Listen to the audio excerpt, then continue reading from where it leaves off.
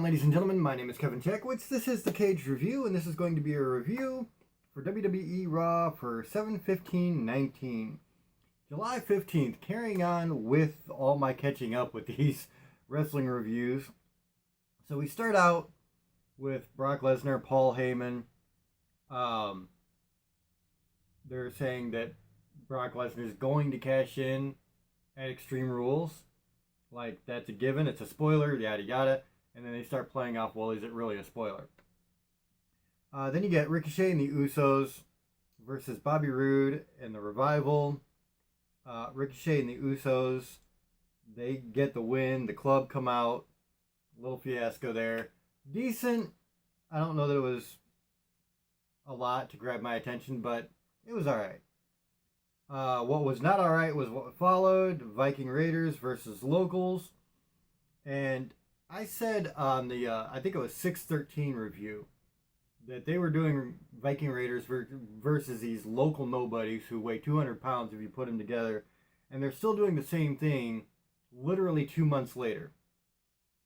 So I'm not a fan of that. I don't like it. You can't build up guys to look like beasts when they're fighting guys that are less than half their size.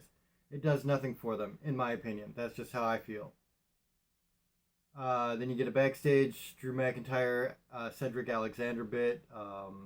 Leads into a match. Drew McIntyre versus Cedric Alexander, which wasn't really the greatest matchup, honestly.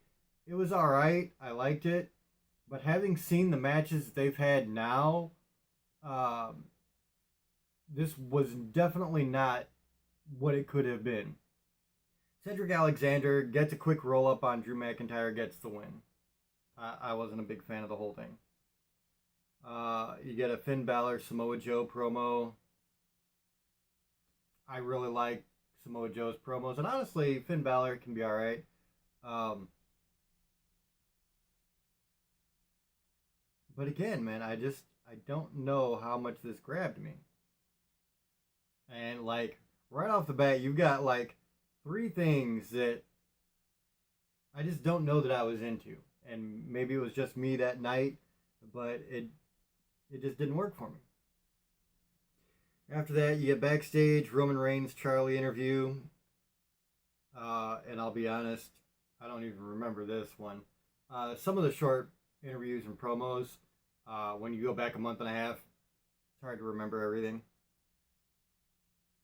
Finn Balor versus Samoa Joe is the next match. Finn Balor gets the win, and then you get the introduction to The Fiend. This is the first time you see Bray Wyatt come out in the Fiend character in the ring. And it was pretty cool, man. I like what they did with the lighting. Kind of made it a little bit freakier. So it was cool. It was a good spot. 24/7 bit after that. This was cool. At this point, Drake Maverick's, I think, got the belt. And they're in the hotel lobby, and you see R-Truth trying to figure out where he's going. And that leads into something later. Then you get a Street Profits promo. They've been pretty funny throughout. I've really liked their entertainment value for sure. And it's like, they do like a commentary on the show, and they just add their little spin and comedy to it. So it was alright. Then you get Maria and Mike Kanellis have a promo. Maria saying Mike's not very much of a man. So then you have Zack Ryder versus Mike Kanellis. Zack Ryder beats Mike Kanellis, and then Maria cuts another promo in the ring, just kind of dogging him down and, saying he's not much of a man again. I kind of like the angle. I don't know how I feel about it. Like, it does lead into something that was alright, and we'll get into that in the later reviews, but at first I wasn't sure how I felt about it. Then you get the Club versus Lucha House Party. I don't even know why this was a match. I mean, you know who's going to win. The Club take it. Lucha House Party hasn't really done anything. They're damn talented guys. They just haven't been given anything. So then you get a backstage Seth Rollins interview. Nothing big there. Alexa Bliss versus Carmella versus Naomi versus Natalya. And this is all for the Raw Women's #1 spot for Becky Lynch's belt. Natalya winds up winning. And so that sets the stage for Natalya versus Becky Lynch. Becky Lynch comes in. They have a little bit of a war of words. I really like Natalya, but I gotta be honest, I don't like her promo work. I mean, as a person, she's great. As an in-ring performer, she's amazing. Um, there's something about her promos, though, that just seems so, like, utterly fake. And obviously it's all fake. But, I mean, if it feels fake, then it takes you out of the, the story. And it just feels fake. Then you get Miz TV with Dolph Ziggler. And this, I don't know. They were setting the stage for Miz versus Dolph Ziggler, and that obviously changed. So I think initially it really didn't make a whole lot of sense to me, but whatever. Then you get a very funny 24/7 bit where Drake Maverick is in the hotel room with his wife. R-Truth comes out of nowhere, rolls up Drake Maverick, gets the win, gets the belt back. That was kind of funny though. Then you get a top 10 battle royal for the Universal Championship. This is the number 1 spot. And so you have Big E versus Sami Zayn versus Seth Rollins versus Bobby Lashley versus Rey Mysterio versus Baron Corbin versus Roman Reigns versus Cesaro versus Randy Orton versus Braun Strowman. Brock Lesnar is at ringside. So, decent match. Had some good spots. At the end of the day, Seth Rollins wins.